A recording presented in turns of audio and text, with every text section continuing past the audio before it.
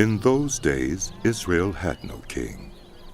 And in those days, the tribe of the Danites were seeking a place of their own where they might settle, because they had not yet come into an inheritance among the tribes of Israel. So the Danites sent 5 of their leading men from Zorah and Eshtaol to spy out the land and explore it. These men represented all the Danites.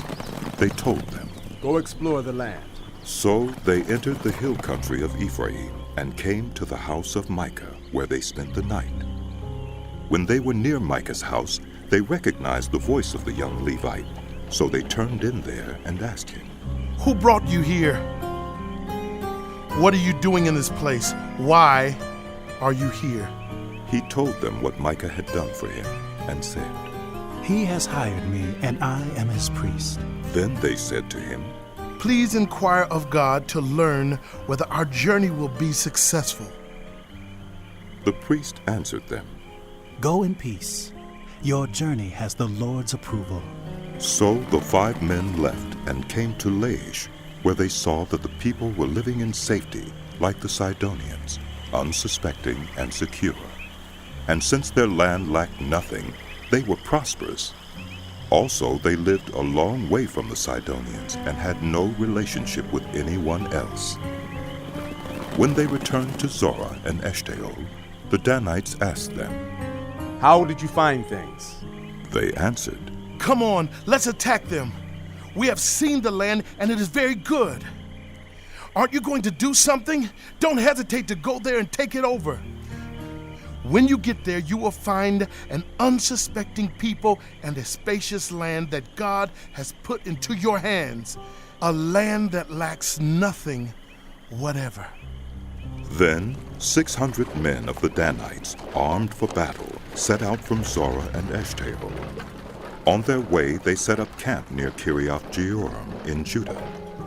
This is why the place west of Kiriath-Jearim is called Mahaneh Dan to this day. From there, they went on to the hill country of Ephraim and came to Micah's house. Then the 5 men who had spied out the land of Laish said to their fellow Danites, "Do you know that one of these houses has an ephod, some household gods, and an image overlaid with silver? Now you know what to do." So they turned in there and went to the house of the young Levite at Micah's place and greeted him.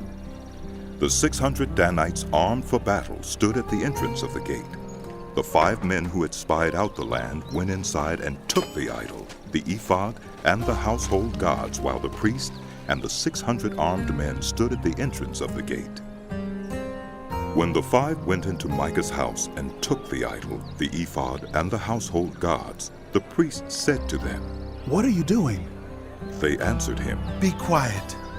Don't say a word. Come with us and be our father and priest. Isn't it better that you serve a tribe and clan in Israel as priests rather than just one man's household?" The priest was very pleased. He took the ephod, the household gods, and the idol, and went along with the people. Putting their little children, their livestock, and their possessions in front of them, they turned away and left. When they had gone some distance from Micah's house, the men who lived near Micah were called together and overtook the Danites. As they shouted after them, the Danites turned and said to Micah, "What's the matter with you that you called out your men to fight?" He replied, "You took the gods I made and my priest and went away. What else do I have? How can you ask, 'What's the matter with you?'" The Danites answered, "Don't argue with us, or some of the men may get angry and attack you, and you and your family will lose your lives." So the Danites went their way, and Micah, seeing that they were too strong for him, turned around and went back home. Then they took what Micah had made and his priest and went on to Laish against a peaceful and unsuspecting people. They attacked them with the sword and burned down their city. There was no one to rescue them because they lived a long way from Sidon and had no relationship with anyone else. The city was in a valley near Beth Rehob. The Danites rebuilt the city and settled there. They named it Dan, after their ancestor Dan, who was born to Israel, though the city used to be called Laish. There the Danites set up for themselves the idol, and Jonathan, son of Gershon, the son of Moses, and his sons were priests for the tribe of Dan until the time of the captivity of the land. They continued to use the idol Micah had made all the time the house of God was in Shiloh.